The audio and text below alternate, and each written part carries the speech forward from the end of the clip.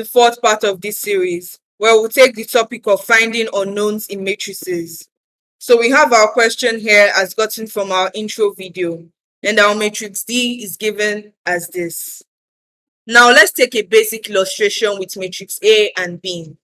If these two matrices are said to be equal, then they must have the same dimension, and the following must be true for the values in the matrix. The first value on the first row in both matrices have to be equal. So with that, P is equal to C. That is, they must have the same numeric value. The second value on the first row in both matrices have to be equal. So Q and D have to have the same numeric value.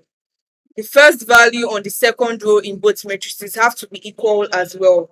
So in this case, R and E must have the same numeric value. Then the second value on the second row in the two matrices also have to be equal. So we say S and F have the same numeric value. The same process applies for matrices with other dimensions. Once they occupy the same position, their numeric values must also be equal. We can now use this concept to find our unknowns P, Q, R, and S in our question. So our matrix with unknowns is a 2 by 2 matrix and is said to be equal to D. And D is also a 2 by 2 matrix. So our main condition has been met by this question. So we bring these two matrices side by side, and since they are equal, we can say that the first value on the first row in both matrices are equal. So P squared is equal to 25. The second value on the first row in both matrices are equal. So P plus S is equal to 5. The first value on the second row in both matrices are equal. So S minus Q is equal to 15. Finally, the second value on the second row in both matrices are equal. So R squared minus Q is equal to 13. Now we've drawn a total of 4 equations or conclusions that can help us solve for P, Q, R, and S. And at this point, everything becomes easy. So we begin with the first one, P squared equals to 25. Looking at this, we have to first of all eliminate the square sign on P. And we can do that by taking the square root of both sides. This is because the square and square root sign are opposite signs, so they cancel out. So we take the square root of both sides. Then when they cancel out, we have only P on the left hand side and the square root of 25 on the right hand side.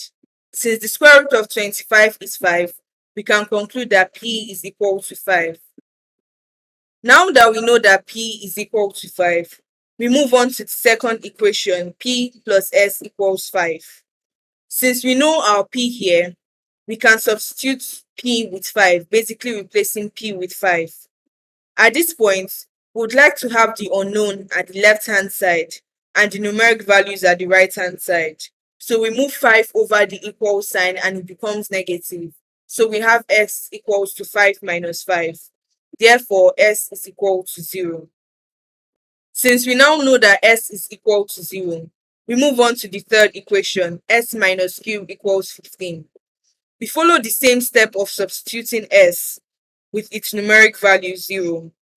Since 0 is nothing, we have negative Q equals 15. We can move the negative sign from the left-hand side to the right-hand side, therefore obtaining Q as minus 15. Now that we know that Q is equal to minus 15, let's solve R squared minus Q equals 13. We replace Q with minus 15, and when we have two negative signs coming side by side, we put a positive sign there.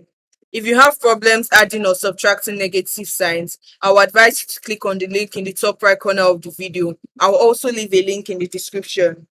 We move 15 to the right hand side to subtract from 13 and get R squared is equal to 15.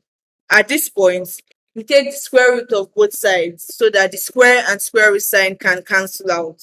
And since we cannot obtain the square root of 15, our final answer is R squared equals to root 15. So for our question, we found our unknowns to be as follows. Thank you all for watching. Please don't forget to like, subscribe, and share.